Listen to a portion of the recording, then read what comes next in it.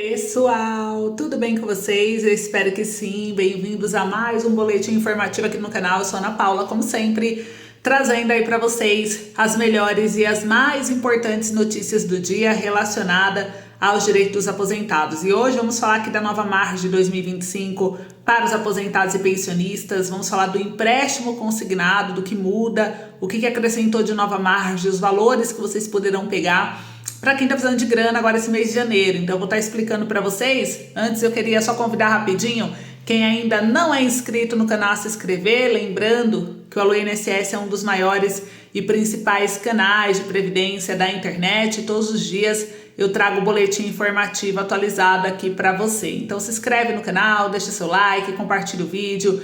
Bem-vindo, bem-vinda. Que honra é ter você aqui junto com a gente no nosso canal. Vamos lá trazer as informações para vocês, pois as informações são muitas, né? E eu já separei algumas aqui para poder trazer para todos vocês, tudo bem? Eu começo aqui com a primeira notícia, gente, que é a respeito ao atendimento domiciliar pelo SUS. Vamos falar um pouquinho de algumas novidades que estão por vir. Tem um projeto de lei 990 de 2022, que inclui o atendimento por cuidadores de pessoas idosas entre os principais serviços domiciliares ofertados pelo Sistema Único de Saúde, que é o SUS. O texto, já aprovado pelo Senado, altera a Lei Orgânica da Saúde e está agora em análise na Câmara dos Deputados. Então, conforme a proposta, o poder público também deverá favorecer e incentivar a captação e a capacitação de cuidadores de pessoas idosas, inclusive para o atendimento domiciliar e famílias consideradas de baixa renda. Atualmente, a Lei Orgânica da Saúde já prevê que o SUS ofereça, na modalidade de assistência do atendimento à internação domiciliar, os procedimentos de médico, enfermagem, fisioterapêuticos, psicólogos e assistência social, né? E o projeto acrescenta procedimentos realizados por cuidadores de idosos na lista. Então eles querem aí o cuidado domiciliar e não só no hospital no SUS. E é interessante porque esse projeto de lei que está em tramitação na Câmara, e como eu disse, já foi aprovado pelo Senado, ele casa com nova medida que o governo federal publicou no final de 2024, que é o acesso ao cuidado, o acesso ao cuidador. Então é interessante a gente ver. Só para vocês entenderem, foi sancionada pelo governo brasileiro uma nova política nacional de cuidados que estabelece que o cuidado é um direito garantido por lei e define práticas para apoiar tanto quem presta cuidados quanto quem os recebe. A partir de agora, o governo terá diretrizes claras para implementar essas medidas que garantam um cuidado digno e acessível a todos. E, na prática, a política, alguns exemplos de como o governo pode aplicar. É o aumento de vagas em creches públicas, né? O governo pode ampliar o número de creches gratuitas, garantindo que mães e pais que trabalham tenham onde deixar seus filhos com segurança e qualidade. Por exemplo, famílias de baixa renda tem mais opções de creche em bairros periféricos com filas de espera flexíveis. Centros de convivência para idosos, né? Serão criados ou ampliados centros especializados onde os idosos podem receber cuidado e participar de atividades sociais e recreativas durante o dia. Por exemplo, um idoso com mobilidade reduzida pode contar com um lugar onde recebe atenção profissional enquanto os familiares trabalham. Tem aí a formação e capacitação de cuidadores, né? O governo pode oferecer cursos gratuitos para formar cuidadores profissionais, garantindo qualidade no serviço. Por exemplo, uma pessoa interessada em atuar como cuidador de idosos poderá acessar esses cursos e se qualificar para o mercado de trabalho. Subsídios para serviços de cuidado domiciliar, gente. Uma outra política que o governo pode vir a criar famílias em situação de vulnerabilidade poderão receber um auxílio financeiro ou acesso a cuidadores especializados. Por exemplo, uma mãe sozinha que cuida de uma criança com deficiência poderá contar com apoio governamental para contratar essa ajuda.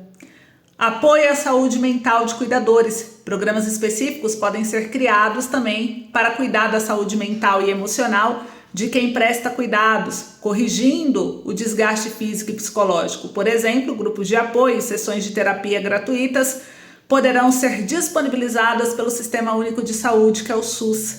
Também tem a flexibilidade no trabalho para cuidadores familiares. Leis e regulamentações poderão ser ajustados para garantir que os trabalhadores que cuidam de famílias têm horários flexíveis ou licenças específicas. Por exemplo, uma mulher que cuida do pai doente pode ter a garantia de ajustar sua carga horária sem perder o emprego. Incentiva a construção de infraestrutura inclusiva. Espaços públicos e comunitários poderão ser adaptados para atender melhor as pessoas que se referem aos cuidados. Por exemplo, um bairro pode receber reformas para garantir calçadas acessíveis para pessoas com deficiência ou idosos. Tem também campanhas de conscientização e educação. O governo poderá lançar novas campanhas educativas para sensibilizar a sociedade sobre a importância do cuidado e estimular o compartilhamento de responsabilidade entre homens e mulheres. Por exemplo, anúncios na TV, redes sociais que poderão incentivar os pais a participarem mais ativamente dos cuidados com os filhos. Então, tudo isso impacta a vida das famílias, né? Os idosos terão mais espaços de cuidado fora de casa, promovendo autonomia e a socialização.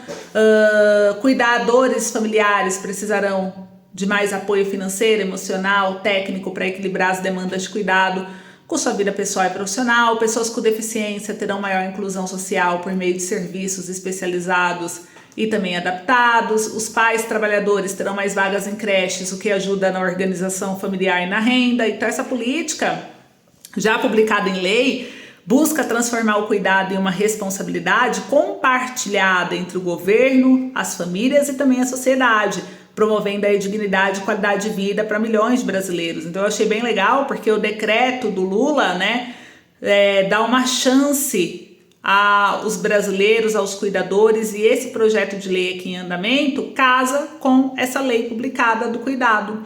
Então a gente vai acompanhar, é um projeto importantíssimo, eu acho que ele vai avançar bem por causa dessa lei do cuidado que foi sancionada agora em dezembro, porque o projeto vai determinar que o SUS ofereça esse atendimento domiciliar, então faz parte do cuidado para as pessoas idosas. Então vamos acompanhar tudo, mas coisas boas estão por vir nesse ano de 2025.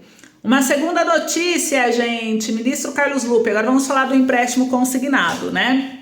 O ministro Carlos Lupe, ele tem aí um atrito com os bancos, gente. O Lupe, ele baixou a taxa do consignado por resolução e ele não corrigiu quando a Selic voltou a subir. E isso criou um problema para o governo, com suspensão de empréstimo por diversos bancos. Os juros menor provocou uma redução na oferta do consignado com os bancos, só atuando na renovação de contratos antigos para taxas vigentes. Agora, quem quer novo crédito está tendo um pouco mais de dificuldade. E o governo Lula mal tinha se instalado em 2023, quando o Carlos Lupe, que preside o Conselho Nacional de Previdência Social, decidiu com a maioria de votos que o governo tem no colegiado recomendar que o INSS fixasse um teto máximo de juros no mês de empréstimo consignado de 1,70 e 2,62 para cartão. Ele não perguntou nada a ninguém, do Ministério da Fazenda, do Banco Central, da Casa Civil. Gerou um enorme desconforto para o governo, a ponto do presidente Lula intervir, obrigando 2 semanas depois ao mesmo Lupe ter que aprovar no mesmo conselho a volta da taxa de juros de 1,97 para empréstimo e 2,89 para cartão. O presidente reclamou publicamente, mas não mexeu com o ministro. Lupe voltou a carga em agosto do ano passado, quando o Copom sinalizou que iria baixar as taxas de juros Selic, como baixou em setembro. Novamente, por resolução, baixou as taxas máximas de 1,91 para 2,83 para o cartão. E ele veio reduzindo. Agora, depois dessas quedas sucessivas, né, sem Selic alta, ele foi reduzindo, só que o problema agora é que o Lupe não voltou a elevar as taxas depois de 3 meses consecutivos onde a Selic vem aumentando. Os juros estão muito altos. E ele não quis aumentar porque não quis se indispor com os aposentados. Isso gerou um mal-estar no mercado e o caso foi parar no STF. Agora a gente vai acompanhar o que o STF vai decidir em relação ao governo ter que se intrometer na taxa de juros do consignado, porque isso caberia ao setor financeiro e não ao ministro da Previdência. Então a gente vai acompanhar tudo de perto, mas tem muita coisa para mudar em relação ao consignado. Por enquanto a taxa de 1,66 continua, né? E a gente vai acompanhar aí de 2,46 também para o cartão. Então a gente vai acompanhar tudo isso bem de pertinho, tá? Mas agora o que aconteceu? Vamos falar do piso previdenciário, que tem um reajuste de 7,5% e passa a ser de R$ 1.518 a partir desse mês de janeiro. Os pagamentos começam a ser feitos dia 27 de janeiro, vão até o dia 7 de fevereiro, de acordo com o final do NIS. O piso previdenciário do valor mínimo dos benefícios pagos pelo INSS passa a ser de R$ 1.518, um reajuste de 7,5% a partir de 1º de janeiro. O impacto total com o pagamento do novo valor aos beneficiários que recebem até um salário mínimo esse ano de 2025 é de cerca de 30 bilhões e o impacto por cada real de aumento no valor do mínimo é de 284 milhões. Esse cálculo considera somente os benefícios do Fundo do Regime Geral de Previdência Social, ou seja, não inclui benefícios assistenciais como BPC-Loas. Aproximadamente 21,9 bilhões de benefícios têm o valor de até um salário mínimo e esse número corresponde a 64% do total de 34 milhões de benefícios do Regime Geral de Previdência Social. Esse aumento de 1.518 gera uma margem nova de aproximadamente R$ 30 para vocês na folha de pagamento, onde vocês conseguem contratar entre R$ 1.200 a R$ 1.500, né, de quem aí ganha o mínimo de empréstimo consignado. Os bancos já estão digitando, não é todo banco que está aceitando, porque alguns bancos suspenderam a digitação por causa dos juros, mas alguns bancos estão ainda ofertando. Quem tiver interesse em contratar, chama a nossa equipe e a gente vai digitar a proposta para vocês.